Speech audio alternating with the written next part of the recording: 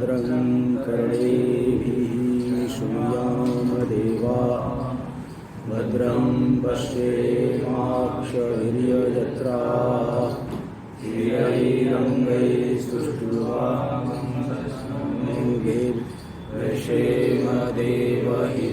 यदायुः स्वस्ति न इन्द्रो वृद्धश्रवाः स्वस्ति नः पूषा विश्ववेदाः स्वस्ति नस्तार्क्ष्यो अरिष्टनेमिः स्वस्ति नो बृहस्पतिर्दधातु। ॐ शान्ति शान्ति शान्ति। शङ्करं शङ्कराचार्यं केशवं बादरायणं सूत्रभाष्य कृतौ वन्दे भगवन्तौ पुनः पुनः। ईश्वरो गुरुरात्मेति मूर्तिभेदविभागिनी व्योमवद्व्याप्तदेहाय दक्षिणामूर्तये नमः। ॐ शांति शांति शांति। यह सिद्धांति पूर्व पक्षी कह रहा है कि इस शास्त्र की व्याख्या किस रूप में करना चाहते हो, प्रकरण रूप से कि शास्त्र रूप से व्याख्या करना, इसका इस ग्रंथ की व्याख्या किस रूप में करना चाहते हो, शास्त्रत्वेन प्रकरणत्वेन वा। अगर शास्त्रत्वेन कहोगे तो ऐसा नहीं कर सकते, क्योंकि शास्त्र का लक्षण इसमें है ही नहीं।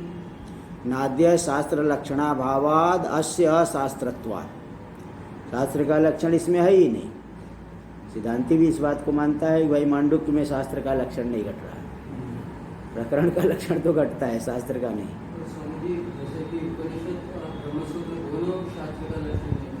नहीं, ब्रह्मसूत्र में घटेगा ना। ब्रह्मसूत्र में साधना अध्याय में पूरा उपासना आदि की चर्चा है और कर्म आदि के विषय में भी स्पष्ट किया गया है। ब्रह्मसूत्र में तो शास्त्र का लक्षण घटेगा, उपनिषद में सब जगह नहीं घटेगा। ये बड़ा है तो उसमें आएगा, बड़ा है जिसमें कर्म आदि, ईशावास्य में भी तो कर्म उपासना समुच्चय भी बताया गया है। ज्ञान के लिए नहीं बताया गया, मतलब कि वही जो अन्य लोग हैं, अन्य साधक लोग हैं, और बहुत जगह उपासना आदि के कथन हुआ है, तो इसलिए उसको लेकर के शास्त्र का लक्षण घट जाएगा। कहीं केवल वो ज्ञान की ही चर्चा है तो शास्त्र नहीं, प्रकरण मान लेंगे, वेदांत का प्रकरण है। हाँ, कोई ऐसी बात नहीं। हाँ, पूरा वेद की हर एक शाखा शास्त्र है, क्योंकि हर एक शाखा में कर्म भाग भी है, उपनिषद उपासना भाग भी है और ज्ञान भाग ज्ञान कांड भी है, इसलिए हर एक शाखा शास्त्र मानी जाएगी। चलिए देखिए, तो यहाँ शास्त्र तो नहीं कह सकते, शास्त्रत्वेन व्याख्या कैसे करोगे, शास्त्र का लक्षण नहीं घट रहा है। क्यों? क्योंकि क्या लक्षण है, एक प्रयोजनोपनिबद्धम अशेषार्थ प्रतिपादकम ही शास्त्र, एक प्रयोजन को लेकर के जिसका निर्माण हुआ है और जो संपूर्ण अर्थ का, अशेष अर्थ का प्रतिपादन करे, वही शास्त्र होता है। बोले यहाँ कैसे नहीं घटेगा? अत्र च मोक्ष लक्षणैक प्रयोजनवत्वेपि नाशेषार्थ प्रतिपादकत्व, यहाँ पे मोक्ष रूपी एक प्रयोजनवत्ता होने पर भी अशेषार्थ प्रतिपादकत्व नहीं है।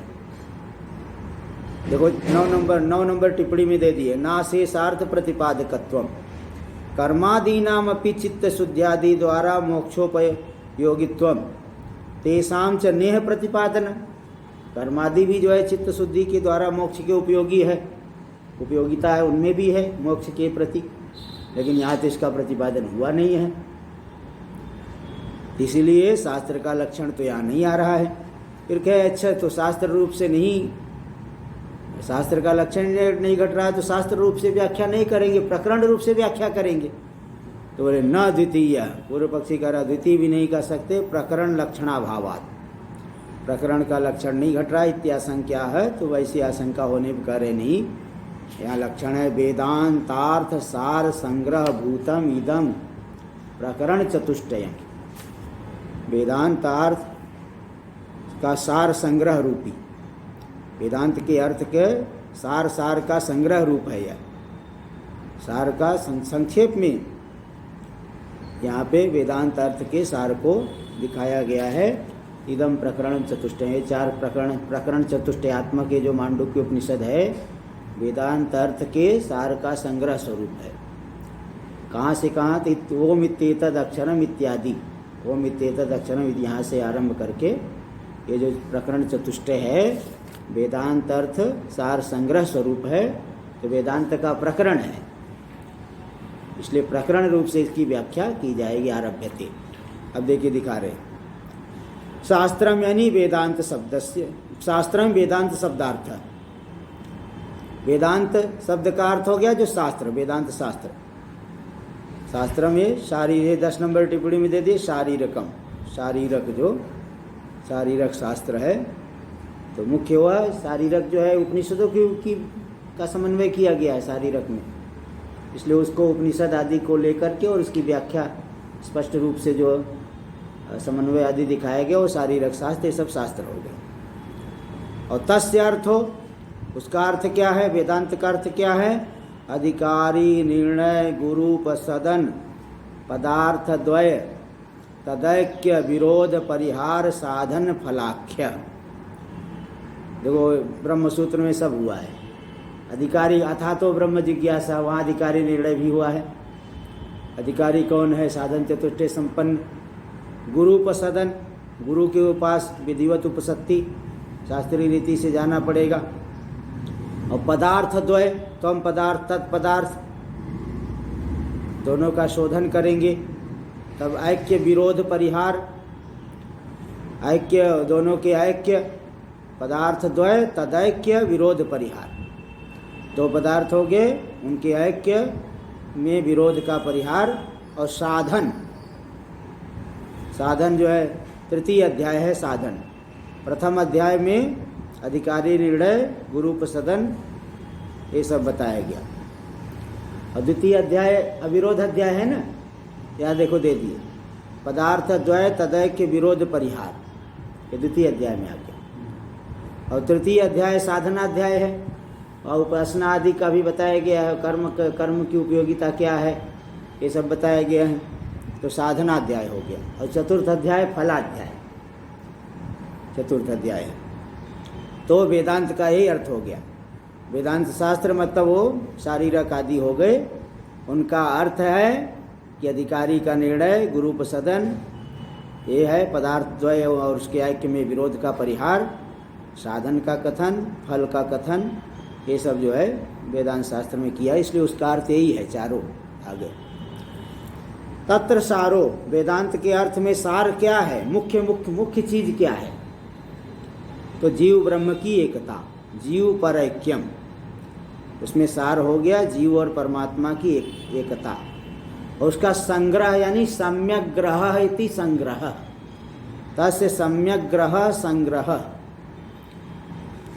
तो संशय विपर्यास आदि प्रतिबंध व्युदासेन तदुपायोपदेशो यस्मिन् प्रकरणे। यहाँ देखो वेदांतार्थस्य सार तस्य संग्रह,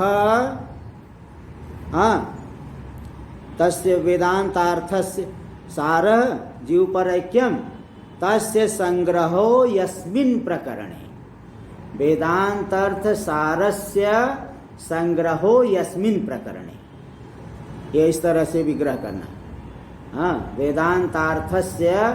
वेदांतार्थ सारस्य संग्रहो यस्मिन् प्रकरणे।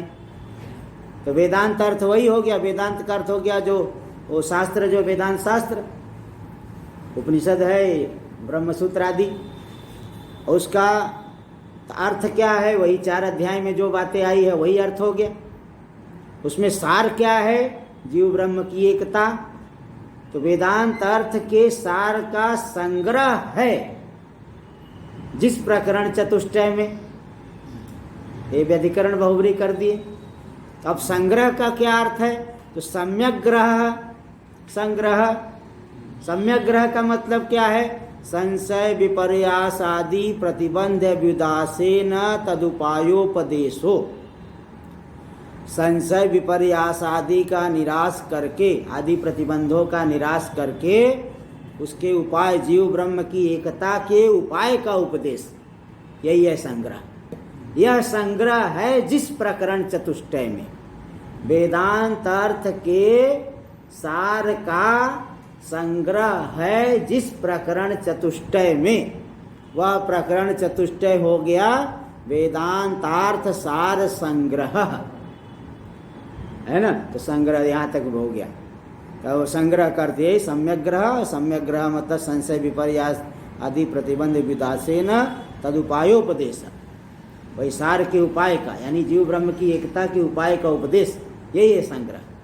संशय विदासेन हटाना, संशय प्रतिबंध, संशय विपर्यास आदि प्रतिबंध को हटा देना, उसको हटा करके जीव ब्रह्म की एकता के उपाय का उपदेश।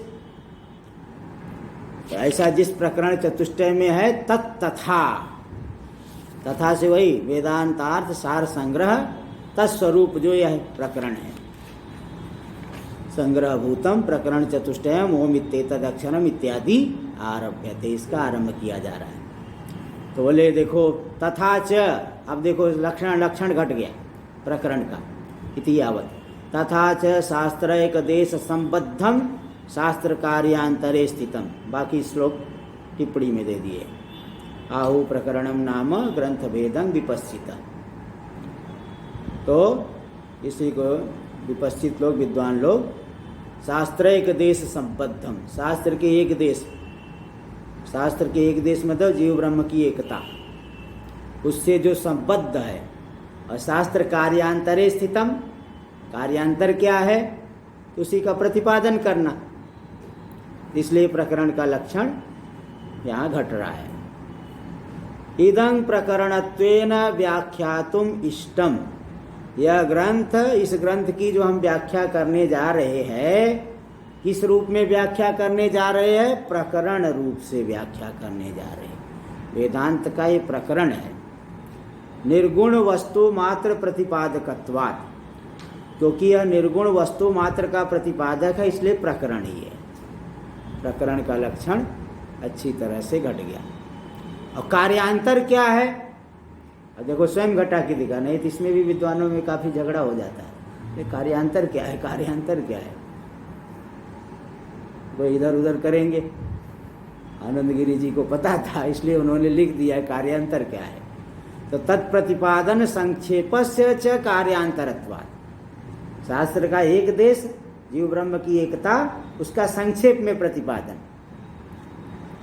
थोड़ा संशय आदि निराश करके प्रतिपादन करेंगे, वही संक्षेप में प्रतिपादन कर देना, यही कार्यांतर हो गया। कार्यांतरत्वात्, तो प्रकरण लक्षणस्य च अत्र संपूर्णत्वात्, प्रकरण का पूरा लक्षण यहाँ पे घट गया है मांडुक्य में। इसलिए हाँ, शास्त्र कार्यांतर, शास्त्रस्य कार्यांतरम, शास्त्र संबंधी जो कार्यांतर है, मतलब वो जो उसी जो एक देश का, एक देश से संबद्ध है ना, तो उसी का प्रतिपादन करना, उसी का जो है थोड़ा अच्छे से प्रतिपादन कर देना, संशय आदि का निराश करके, यही कार्यांतर में स्थित है। कार्यांतर में मतलब उसका प्रतिपादन करना, शास्त्र के एक देश से संबद्ध है और उसी का प्रतिपादन कर रहा है संशय आदि निराश करके, यही कार्यांतर हो गया, प्रतिपादन ही कार्यांतर हो गया। यही दे दिए ना, तत्प्रतिपादन संक्षेपस्य च कार्यांतरत्वात्, दे तो दिए ना, ये कार्यांतर है। इसलिए प्रकरण लक्षणस्य चात्र संपूर्णत्वाद इत्यर्थ, प्रकरण का लक्षण यहाँ पे पूरी तरह से घट गया, संपूर्ण।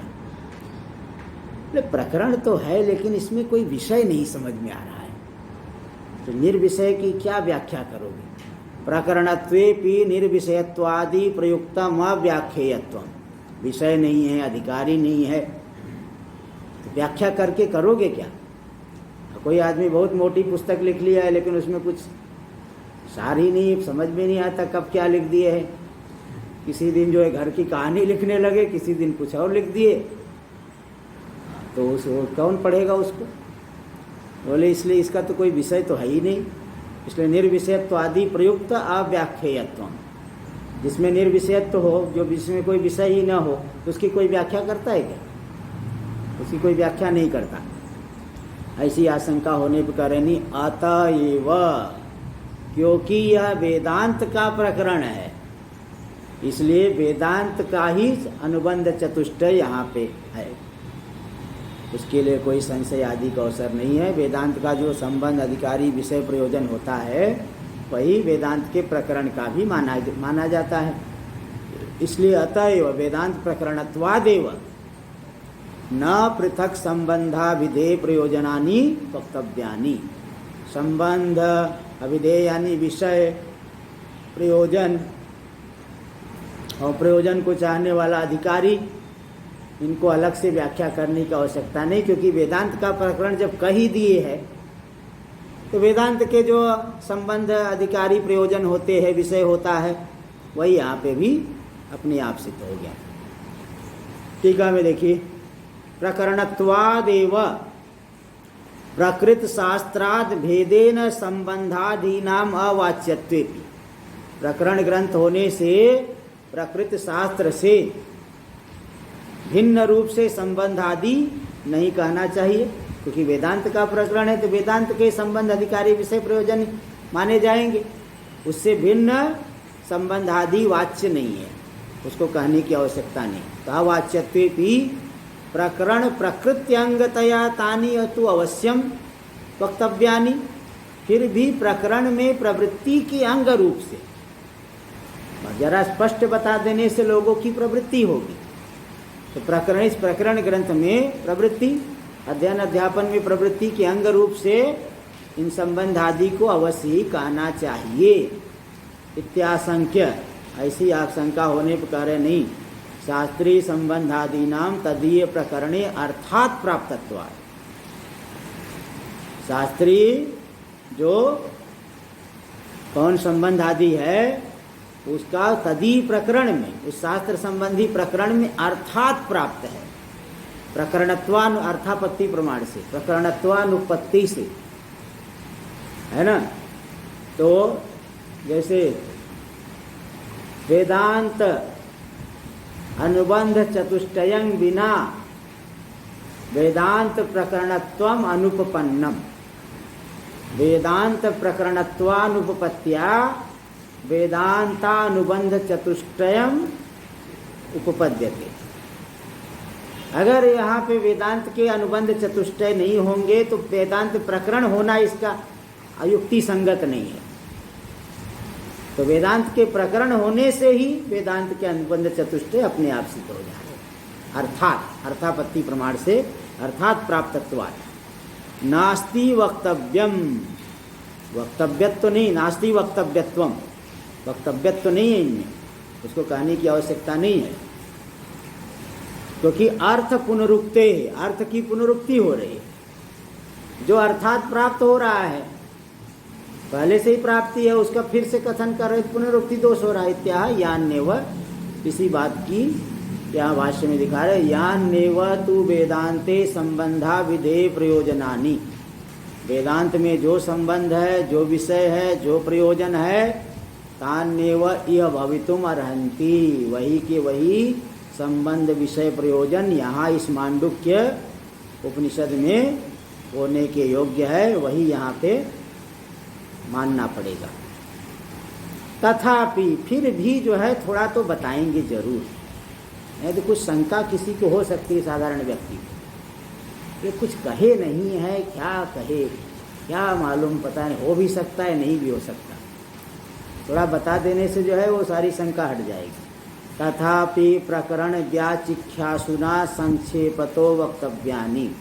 फिर भी इस प्रकरण की जो व्याख्या करना चाहते हैं, जैसे भगवान भाष्यकार व्याख्या करना चाहते हैं, तो उनके द्वारा संक्षेप में जो भी व्याख्या करना चाहते हैं उनको संक्षेप में कहना चाहिए, जिससे कि किसी को एक साधारण शंका हो भी सकती है, उस शंका की निवृत्ति हो करके निस्संदिग्ध प्रवृत्ति हो जाए, इसलिए थोड़ा बताना चाहिए। टीका में देखिए दे रहे, श्रोतारो ही शास्त्रीयं प्रकरणं प्रतिपद्यमाना। जो श्रोता लोग है, शास्त्रीय प्रकरण को जान करके, वेदांत शास्त्र संबंधी यह प्रकरण है ऐसा जान करके, शास्त्रीयाण्येव संबंधादीनि अत्र वचनाभावेपि बुद्धिमाना। शास्त्र वेदांत शास्त्र संबंधित ही संबंध आदि को जान करके, नहीं कहने पर भी जान करके, नहीं कहा जाएगा तो भी वो जान लेते हैं। जो वेदांत के जो पढ़ते 2-4 ग्रंथ पढ़े हो तो पहले पूछने पे सीधे बता देंगे, इसलिए वो जानते हैं। तो कौन अधिकारी है वेदांत का? साधन चतुष्टय संपन्न, जो विवेक वैराग्य समाधि सत्संपत्ति मोक्षा से युक्त है। और विषय क्या है? जीव ब्रह्म की एकता। प्रयोजन क्या है? मोक्ष, ज्ञान से मुक्ति की प्राप्ति। और संबंध क्या है? ग्रंथ और विषय में प्रतिपाद्य प्रतिपादक भाव संबंध। संबंध से ना प्रतिपाद्य प्रतिपादक भाव संबंध। तो जो वेदांत के श्रोता लोग हैं, शास्त्रीय प्रकरण जानकर, वेदांत शास्त्र का यह प्रकरण ऐसा जान करके शास्त्रीय संबंध आदि को स्वयं ही जान लेते, वचन हो चाहे न हो जान लेते। तो वचनाभावेपि बुद्धिमाना तस्मिन् प्रवृत्तिम प्रकुर्वन्ति, इसके अध्ययन अध्यापन में प्रवृत्ति करते हैं, प्रकृष्ट रूप से करते हैं। तर्हि प्रकरण कर्तृव देव तद्भाष्यकृतापि विषयादीनाम अत्र अवक्तव्यत्वात्। फिर बोले तब तो जो प्रकरण करता है गौड़पादाचार्य, उनके समान ही भाष्यकर्ता को भी नहीं लिखना चाहिए। गौड़पादाचार्य जी ने तो संबंध अधिकारी विषय प्रयोजन बताया नहीं, तो भाष्यकार को भगवान को भी सीधे शांति से चल आगे बढ़ जाना चाहिए था, पहले श्लोक पे ही सीधे पहुंच जाते। क्यों इतना आरंभ में भाष्य लिख दिए हैं? छोटा सा 12 मंत्र है और ये तो इसमें 12 ही है, और प्रश्नोपनिषद आदि में काफ़ी ज़्यादा है। प्रश्नोपनिषद इसका आधा भी नहीं है, इसमें 300 पेज हो गया है, और प्रश्नोपनिषद में ज़्यादा से ज़्यादा 100-112 पेज है। मुंडकोपनिषद में 90 पेज में ही काम हो गया है। अब इसको इतना बढ़ा दिए आप लोग, तो सीधे शांति से अगर आगे बढ़ गए होते तो 300 पेज क्यों होता? 12 ही तो मंत्र है यहाँ पे, तो इसको क्यों उन्होंने लिखा? अब यही पूर्व पक्षी पूछेगा। तर्हि प्रकरण कर्तृव देव तद्भाष्यकृतापि विषयादीनाम अत्र वक्तव्यत्वात्। जैसे प्रकरण कर्ता गौड़पादाचार्य जी ने विषयादि का कथन नहीं किया, भाष्यकार के द्वारा भी विषयादि का कथन नहीं करना चाहिए था। हाँ, इसलिए भाष्यकृतो विषयादि उपन्यासायासो वृथा स्यात्। फिर भी भाष्यकार ने जो बताया है, तो विषय आदि का जो उपन्यास में उन्होंने प्रयत्न किया वो तो व्यर्थ हो गया, क्योंकि सब तो जान ही लेंगे। इत्याशंक्या तथापि, यद्यपि जो वेदांत के संबंध अधिकारी विषय प्रयोजन होते हैं वही यहाँ पे इस प्रकरण ग्रंथ का भी हो जाएगा। तथापि प्रकरण व्याचिख्यासु के द्वारा संक्षेप में कहा जाना चाहिए। तो क्यों कहोगे? तो इसको बता रहे टीका में, प्रकरण कर्तुरा वक्तव्यान्यपि तद्भाष्यकृता तानि संक्षेपतो वक्तव्यानि इति व्याख्यातॄणां मतम। व्याख्याता लोग ऐसा मानते हैं, व्याख्या करने वाले ऐसे मानते हैं, भले प्रकरणकर्ता गौड़पादाचार्य जी ने नहीं कहा तो भी भाष्य करने वाले के द्वारा संक्षेप में कहा जाना चाहिए। द्वाभ्याम अनुक्तत्व, अब एक उन्होंने नहीं कहा तो इन्होंने भी नहीं कहा, तब तो तेषु अनाश्वासा शंकावकाशात्, इन सभी में अनाश्वास की, यानी शास्त्रीय अनुबंधों में, शास्त्रीय जो संबंध विषय अधिकारी प्रयोजन है, इनमें अनाश्वास शंका, संशय की संभावना के लिए अवकाश हो जाएगा, है ना। संशय की संभावना हो जाएगी, पता नहीं हो सकता है, यहाँ नहीं हो सकता है, यहाँ का वही विषय है, कुछ दूसरा भी है। शब्दावली तो बौद्धों वाली लगती है, उनके कई शब्द देखेंगे कि कारिका में बौद्धों वाला शब्द, हे गे आपके पाक्यानी, ऐसे बहुत से शब्द आएंगे जो ऐसा लगेगा बौद्धों वाला शब्द है, इसलिए शंका हो जाएगी। इसलिए दोनों नहीं बोले ऐसा नहीं, कम से कम एक को तो बताना चाहिए, नहीं तो संशय की संभावना हो जाएगी। अनाश्वास शंका, अविश्वास शंका, संशय होने की संभावना रहेगी, क्योंकि व्यक्ति की बुद्धि में जरा सा जो है कुछ विकल्प हो गया तो संशय हो जाता है। दूसरे में कोई छोटा सा दोष दिखा तो व्यक्ति तुरंत बुराई करने लगता है, अरे वो तो ऐसा करता है वैसा करता है। इसलिए जो है थोड़ा सावधान तो रहना पड़ेगा। दोनों के दोनों ही नहीं बोलेंगे तो फिर तो जो है गड़बड़ रहेगी। इसलिए एक को तो कहना चाहिए, अवश्य कहना चाहिए। जैसे आप तर्क संग्रह पढ़ोगे, पदकृत्य और न्याय बोधनी पढ़ते हैं, तो पदकृत्यकार ने आरंभिक मंगलाचरण की व्याख्या की है और न्याय बोधनीकार ने आखिरी वाले की व्याख्या की है। इस तरह से दोनों में मिलजुल करके हो जाता है। आरंभिक की इन्होंने कर दिया, आखिरी वाले को उन्होंने कर दिया, तो मिलजुल करके दोनों मंगलाचरण का अर्थ ठीक से लग जाता है। नहीं तो कुछ इधर उधर भी कर लेते अर्थ लोग। तो इसलिए जो है दोनों को में से किसी एक को तो लिखना चाहिए। दोनों के दोनों ही एकदम जो है सब तो अद्वितीय ही है, क्या लिखना, फिर तो श्रोताओं को जो है मुश्किल पड़ जाता है, श्रोताओं को कठिनाई हो जाती है। कभी कभी व्यक्ति देखो, हर एक व्यक्ति आत्मबोध से ही नहीं शुरू कर रहा है। और कोई सीधे मांडुक्य से ही शुरू किया पढ़ना, जब आया पढ़ने के लिए, अध्ययन करने के लिए, तो मांडुक्य चल रहा था और सीधे मांडुक्य में बैठा, तो उस व्यक्ति को क्या मालूम पड़ेगा। इसलिए हर एक ग्रंथ में कुछ न कुछ थोड़ा बहुत इशारा किया रहता है। जरूरी नहीं हर एक आदमी, अब ट्रेन चल रही है, ट्रेन जाएगी जो है देहरादून से मुंबई, हर एक आदमी क्या देहरादून में ही बैठेगा? देहरादून में ट्रेन फुल हो जाएगी क्या? अरे कोई वहाँ, कोई आगे हरिद्वार में बैठे, कोई रुड़की में बैठे, कोई दिल्ली में बैठे, कोई चढ़ रहा है, कोई उतर रहा है, हर एक तरफ जो है। इसलिए सभी बातों का ध्यान देना पड़ता है। इसलिए हर एक ग्रंथ में कुछ न कुछ जो है किसी न किसी टीका आदि में, अथवा मूल में ही हो, टीका में हो, कहीं न कहीं तो इसका उल्लेख करना ही पड़ेगा, नहीं तो शंका हो जाएगी। कहीं उल्लेख नहीं होगा तो फिर लोगों को शंका हो जाएगी, पता नहीं वेदांत का ही एक दूसरे का है, कहीं लिखा तो नहीं है। इसलिए जो है बहुत पूछते हैं लोग, कोई लोग बहुत ज़्यादा पूछते हैं ना। कई व्यक्ति पूछे कहाँ का है, आपने बता तो रहे प्रमाण, लेकिन ये है श्लोक कहाँ का है? ये श्लोक जब तक उनको नहीं बताओगे कहाँ का है, तब तक वो मानेंगे ही नहीं। ये उनको पता चले कि कहाँ का श्लोक है ये, जो आप प्रमाण रूप से दे रहे हो, तभी मानेंगे, तो नहीं तो नहीं मानेंगे। एक स्वामी जी थे, वो एक बार कहीं बता दिया कि वो रूपम रूप, व्यास जी कहीं बताया मैंने कि व्यास जी ने भी आखिरी में क्षमा मांगी भगवान से। रूपम रूप विवर्जितस्य भगवतो, हाँ, रूपम रूप विवर्जितस्य भवतो आया है। रूप विवर्जित, जो मैंने रूप की कल्पना करके कहा है, व्याख्यानेन यत् कृतम, उक्त्वा निर्वचनीयता च, यानी वहाँ ये कहना चाहते कि मैं जो है 3 दोष मैंने कर दिया है। आप में रूप नहीं है और मैंने रूप का वर्णन किया, तो रूप रहित परमात्मा में रूप का कथन किया।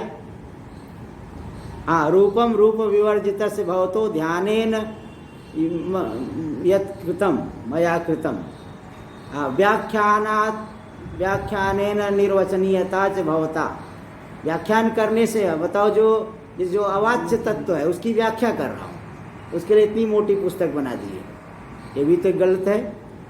और जिसको जो परमात्मा सर्वत्र है उसको पाने के लिए तीर्थ यात्रा किया, यहाँ से वहाँ गया काशी, ये भी तो गलती है। ये 3 जो गलती मेरी है उसको क्षमा करिए, ऐसा एक श्लोक आता है।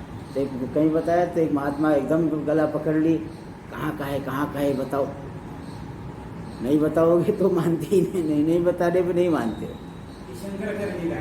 हाँ, ये कहीं का है, किसी में आया है, नहीं एक जगह आया है, वो थोड़ा दूसरे रूप में, कहीं जो है शायद दत्तात्रेय जी भगवान का बोले है ये, ऐसा पक्का ये ध्यान नहीं आ रहा, तो वो मान ही नहीं रहे। तो इसका एक दूसरी तरफ से यही श्लोक जो है थोड़ा दूसरी शब्दावली में भी एक आता है दूसरी जगह, वो कहाँ का शायद अवधूत गीता कहीं का है, तो उसमें आता है। तो मान ही नहीं रहे, बोले प्रमाण दो, कहाँ का है, पक्का बताओ तब जो है मानूंगा, नहीं तो नहीं मानता। ऐसा सीधे जो है बिना प्रमाण के लोग नहीं मानते, प्रमाण देना ही पड़ता है। इसलिए कहीं न कहीं तो होना चाहिए, मूल में हो, भाष्य में हो, टीका में हो, कहीं न कहीं तो होना होगा, तभी लोग संशय से रहित होंगे, नहीं तो प्रवृत्ति नहीं हो पाएगी। चलिए आगे टीका। भाष्यकृता प्रयोजनादीनां वक्तव्यत्वे सिद्धे, भाष्यकार के द्वारा प्रयोजनादि वक्तव्य है, कहना चाहिए, यह सिद्ध हो गया, उनको कहना चाहिए, नहीं तो शंका हो सकती है। ये सिद्ध हुआ, ये सिद्ध होने पर शास्त्र प्रकरणयोर मोक्ष लक्षण प्रयोजनवत्वं प्रतिजानीते, तो वेदांत शास्त्र और वेदांत शास्त्र का जो प्रकरण, दोनों का क्या प्रयोजन है? मोक्ष लक्षण प्रयोजनवत्वं प्रतिजानीते, मोक्ष स्वरूप प्रयोजनवत्ता की प्रतिज्ञा कर रहे हैं कि वेदांत शास्त्र और वेदांत के प्रयोजन का, वेदांत के प्रकरण का क्या प्रयोजन है? मोक्ष, मोक्ष स्वरूप प्रयोजनवत्ता की प्रतिज्ञा करे। तत्र एवं स्थिते सति, ऐसा स्थित होने पर, निश्चित होने पर, प्रयोजनवत् साधना भी व्यंजकत्वेन विधेय संबद्धम शास्त्रम, प्रयोजन वाले साधन का अभिव्यंजक है यह शास्त्र। प्रयोजन है मोक्ष, और प्रयोजन वाले साधन, प्रयोजन वाला साधन है ज्ञान, साधन है ज्ञान, उस ज्ञान की अभिव्यक्ति कर रहा है यह शास्त्र, इसलिए यह विषय से संबद्ध है। प्रयोजन वाले साधन ज्ञान की अभिव्यक्ति कर रहा है यह शास्त्र, इसलिए यह शास्त्र विषय से संबद्ध है, जीव ब्रह्म की एकता से संबद्ध है, इसलिए परंपरा संबंध से, पारंपर्येण विशिष्ट संबंधा विधेय प्रयोजनवद भवति, परंपरा संबंध से विशिष्ट संबंध वाला है, विशिष्ट विषय वाला है, विशिष्ट प्रयोजन और अधिकारी वाला है, ये सिद्ध होता है। बोले क्या प्रयोजन है ये तो बताइए, प्रयोजन तो दिखाना पड़ेगा। टीका में प्रयोजनवत् शास्त्रम, प्रयोजनवत्, अच्छा प्रयोजनवत् है सीधे शास्त्र लेना, वह साधना भी व्यंजकत्वेन, प्रयोजन वाला शास्त्र, शास्त्र लीजिए, प्रयोजन वाला साधन भी वैसा भी अन्वय लग सकता है, टीकाकार सीधे प्रयोजनवत् का शास्त्रम अर्थ किए। प्रयोजन वाला है शास्त्र, वह क्या करेगा? साधन की अभिव्यक्ति करेगा, उस प्रयोजन जिस साधन से सिद्ध होगा उसकी अभिव्यक्ति करे, मतलब ज्ञान से सिद्ध हो रहा है, ज्ञान की अभिव्यक्ति करेगा, इसलिए ज्ञान की अभिव्यक्ति करने से वह अविधेय से यानी विषय से संबद्ध है। देखो आगे दे रहे हैं स्वयं, शास्त्र ग्रहणम प्रकरणोपलक्षणार्थम, यहाँ शास्त्र ग्रहण किया गया है जो प्रकरण का उपलक्षण वाला है। शास्त्र और प्रकरण दोनों ही प्रयोजन वाले होते हैं और साधन की अभिव्यक्ति करके विषय से संबंधित होते हैं। मोक्ष लक्षणं फलं ब्रह्म ज्ञानस्य इष्यते न शास्त्र प्रकरणयोर, मोक्ष लक्षण फल तो ब्रह्म ज्ञान का है, शास्त्र का थोड़ी है।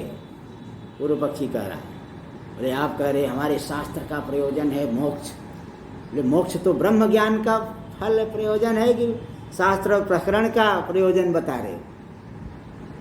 थोड़ा बहुत हम भी जानते हैं।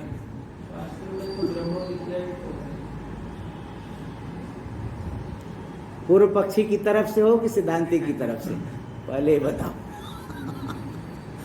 नहीं वो सही कह रहा है, मतलब वो पूर्व पक्षी कह रहा है ना, वो विषय की स्पष्टता के लिए पूछ रहा है कि भाई प्रयोजन की बात जो आप बता रहे हो, मुक्ति, मुक्ति तो ब्रह्म ज्ञान का फल है ना, कि शास्त्र और प्रकरण का फल है क्या? मुक्ति ब्रह्म ज्ञान से मिलेगी, शास्त्र और प्रकरण से नहीं। ये तो सब जो है दुकान वाला सबसे ज्यादा मुक्त होता, ऐसे वो कह देगा। तो प्रकरण और शास्त्र का फल नहीं है मुक्ति, मुक्ति ब्रह्म ज्ञान का फल है, ये कहना चाहता है। तो यही कह रहे हैं, न शास्त्र प्रकरणयोर मोक्ष लक्षणम फलम ब्रह्म ज्ञान शिष्यते, न शास्त्र प्रकरणयोर, मोक्ष रूपी फल तो ब्रह्म ज्ञान का स्वीकार किया जाता है, प्रकरण और शास्त्र का फल नहीं माना जाता। इत्याशंका है, ऐसी आशंका कहने बोले ठीक कह रहे हो, प्रयोजन वाला शास्त्र है वह साधन की अभिव्यक्ति करता है, ब्रह्म ज्ञान रूपी जो मोक्ष का साधन है उसकी अभिव्यक्ति शास्त्र से होगी। तो साधन के माध्यम से प्रयोजन वाला है शास्त्र। साधन ब्रह्म ज्ञान की अभिव्यक्ति करके प्रयोजन वाला है शास्त्र। जैसे देखिए, स्वर्ग चाहिए आपको, तो सीधे स्वर्ग मिलेगा क्या? याग करने पर मिलेगा। और याग को जानने के लिए आपको कर्मकांड पढ़ना पड़ेगा, कर्मकांड से जानोगे। तो कर्मकांड का फल स्वर्ग है नहीं कह सकते क्या? परंपरा होने पर भी उसका फल है। कर्मकांड से याग का ज्ञान हुआ, और याग को जान करके अनुष्ठान करना पड़ेगा। अनुष्ठान करने पर फिर मरण के बाद मिलेगा स्वर्ग। ये भी नहीं कि तुरंत आपको दे देंगे, बोले मरने के बाद जाना, अभी रहने दो, अभी ज़्यादा जल्दबाजी मत करो, कोई तैयारी करने की आवश्यकता नहीं है, वहाँ रास्ते के लिए कुछ नहीं लेना है, और इसे अपने आप ले जाएंगे। इस तरह से तो परंपरा संबंध से हो गया वो प्रयोजन, साक्षात नहीं हुआ तो क्या हुआ, परंपरा संबंध से हो गया ना। तो यहाँ सिद्धांति उत्तर दे रहा है, सत्यम ठीक कहते हो, मोक्षस्य साधनं ब्रह्मात्मैकत्व ज्ञानम। मोक्ष का साधन तो ब्रह्मात्मैकत्व ज्ञान है, और तस्य जनकम शास्त्रादि। उस जीव ब्रह्म की एकता के ज्ञान का जनक है, उत्पादक कौन है? शास्त्रादि। आदि से प्रकरण को ले लेंगे, इसलिए आदि पद दिए। तद्भावेन, इसलिए जनकत्वेन ज्ञान व्यवधानेन मोक्ष फलवद भवति शास्त्रादीत्यर्थ। तद्भावेन यानी जनकत्वेन,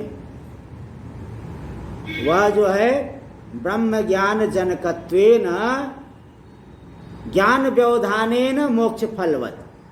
ब्रह्म ज्ञान की उत्पत्ति करेगा शास्त्र, और ज्ञान से मिलेगा मोक्ष। तो ज्ञान के व्यवधान से प्रयोजन वाला है शास्त्र, क्योंकि ज्ञान जनकत्वेन। तो इस तरह से मोक्ष फलवद भवति शास्त्रादि, दी दीर्घ कर लेना, शास्त्रादि इत्यर्थ। अकस्मणे दीर्घ चाहिए ना, तो दी दीत्यर्थ, शास्त्रादीत्यर्थ। तथापि ब्रह्मणा विषयेण संबंधो वेदांता नामेव इष्यते। बोले फिर भी वेदांतों का संबंध तो ब्रह्म रूपी विषय के साथ होता है। तत्कथम अविधेय संबद्धम शास्त्रादि, शास्त्रादि अविधेय से संबद्ध कैसे कहा जा रहा है? तो इत्याशंक्य ब्रह्म विचारम अंतरेण तज ज्ञान जनकत्वा योगात। जब तक ब्रह्म विचार नहीं करेंगे ज्ञान का जनक नहीं होगा शास्त्र। इसलिए तज ज्ञान जनन द्वारा, ज्ञान की उत्पत्ति करके वह विषय के साथ संबंधित हो रहा है। ब्रह्म ज्ञान की उत्पत्ति करेगा, इसलिए ब्रह्म ज्ञान की उत्पत्ति करके विषय संबंध सिद्धि रित्याह। क्योंकि यहाँ क्या आशंका किए, वही जो है ब्रह्म रूपी विषय के साथ वेदांतों का संबंध माना जाता है। तो शास्त्र जो है तत्कथम अविधेय संबंधम शास्त्र संबद्धम शास्त्रादि, अविधेय संबद्ध शास्त्रादि कैसे है, जरा ये भी स्पष्ट करो। ऐसी आशंका होने पर करे, देखिए ब्रह्म विचार के बिना ज्ञान की उत्पत्ति होगी नहीं, इसलिए ब्रह्म ज्ञान की विचार जब करेंगे तो ब्रह्म ज्ञान की उत्पत्ति के माध्यम से ब्रह्म से संबंधित हो रहा है शास्त्र, इसलिए अविधेय संबद्ध कहा गया, कोई गलत नहीं किया। उक्तम ज्ञान व्यवहितं प्रयोजनादि शास्त्रादेर उपसंहरत। ज्ञान से व्यवहित प्रयोजन आदि, आदि से विषय को लेना, ज्ञान के माध्यम से प्रयोजन से भी संबंधित हो रहा है शास्त्र, और ज्ञान के माध्यम से विषय से भी संबंधित हो रहा है शास्त्र। ये जो कहा गया इसका अब उपसंहार कर रहे हैं। तो पारंपर्येण उपसंहार करे, पारंपर्येण, भाष्य में पारंपर्येण विशिष्ट संबंधा विधेय प्रयोजनवद भवति। परंपरा संबंध से विशिष्ट संबंध, विशिष्ट अधिकारी, विशिष्ट प्रयोजन, विशिष्ट विषय वाला हो गया शास्त्र। तत्र संबंधो ब्रह्म ज्ञानम शास्त्रादिना जन्यमेव। तत्र, तत्र का अर्थ किए है 12 नंबर टिप्पणी देख लीजिए। सर्वं वाक्यम सावधारणम इति न्यायम आश्रित्य आह तत्र, यानी प्रकृत वाक्य, या तो तत्र का अर्थ ले लीजिए प्रकृत वाक्य, अथवा विषयादि त्रय मध्ये विषय संबंध प्रयोजन बताए, इन तीनों के मध्य में संबंध क्या है? ब्रह्म ज्ञान संबंधो ब्रह्म ज्ञानं शास्त्रादिना जन्यमेव, ब्रह्म ज्ञान शास्त्रादि से जन्य ही है। इति अयोग व्यवच्छेदाद उक्ता, अयोग व्यवच्छेद करके कहा गया, क्योंकि एवकार का 3 अर्थ होता है ना। हाँ, अयोग व्यवच्छेद, अन्य योग व्यवच्छेद, अत्यंता योग व्यवच्छेद। तो जब विशेषण के साथ एवकार जुड़ेगा तो अयोग व्यवच्छेद होता है, विशेष्य के साथ एवकार जुड़ेगा तो अन्य योग व्यवच्छेद, और जो है क्रिया के साथ जब जुड़ेगा तो अत्यंता योग व्यवच्छेद। जैसे नीलम उत्पल, नहीं, ये जो है वहां क्या उदाहरण आता है? शंखा पांडुरा एव, शंखा पांडुरा एव, पांडुरत्व विशेषण है वो। पांडुरत्व का मतलब पीति में मिश्रित श्वेत, हल्का पीला लिए हुए श्वेत वर्ण। तो शंखा पांडुरा एव, किसी किसी को शंख का एक शंख पांडुर नहीं होता, शंख में पांडुरत्व का योग नहीं है। बोले नहीं, शंखा पांडुरा एव, अयोग का व्यवच्छेद कर दिया। नहीं, शंख में पांडुरत्व का योग है, अयोग का व्यवच्छेद कर दिया। पार्थ एव धनुर्धर, अब पार्थ विशेष्य है, धनुर्धरत्व विशेषण है। वहां पार्थ ही धनुर्धर है, मतलब पार्थ में जैसा धनुर्धरत्व है वैसा धनुर्धरत्व दूसरे में नहीं है। तो पार्थ इतर आवृत्ति धनुर्धरत्ववान पार्थ, अन्य योग व्यवच्छेद। और क्रिया के साथ संबंधित होगा जब एवकार, अत्यंता योग व्यवच्छेद होता है। नीलम उत्पलम भवत्येव, कोई कहा नील उत्पल होता ही नहीं, कहीं संभव ही नहीं है, अत्यंता योग। बोले नहीं, नीलम उत्पलम भवत्येव, मैंने देखा, स्वयं देखा है, अत्यंता योग का व्यवच्छेद कर देगा। तो यहाँ पे अयोग व्यवच्छेद ब्रह्म ज्ञान शास्त्रादि से जन्य होता है, जन्यमेव, मतलब होता है, जन्य होता है, अयोग का व्यवच्छेद कर दिया। शास्त्रादि ने वो जन्यम इति अन्य योग व्यवच्छेदात, शास्त्र से ही जन्य है, दूसरे से नहीं। अन्य योग का व्यवच्छेद करके विषयोपि दर्शिता, विषय भी दिखा दिया गया। आगे हम लोग कल करेंगे। ओम भद्रं कर्णेभिः शृणुयाम देवाः, भद्रं पश्येमाक्षवीर्यजत्राः, स्थिरैरङ्गैस्तुष्टुवांशस्तनूभिर्यसेम देवहितं यदायुः। स्वस्ति न इंद्रो वृद्धश्रवाः, स्वस्ति नः पूषा विश्ववेदाः, स्वस्ति नस्तारक्षो अरिष्टनेमिः, स्वस्ति नो बृहस्पतिर्दधातु। ओम शांति शांति शांति। शंकरं शंकराचार्यं केशवं बादरायणं, सूत्रभाष्य कृतौ वन्दे भगवन्तौ ईश्वरो गुरुरात्मेति मूर्तिभेदविभागिने व्योमवद्व्याप्तदेहाय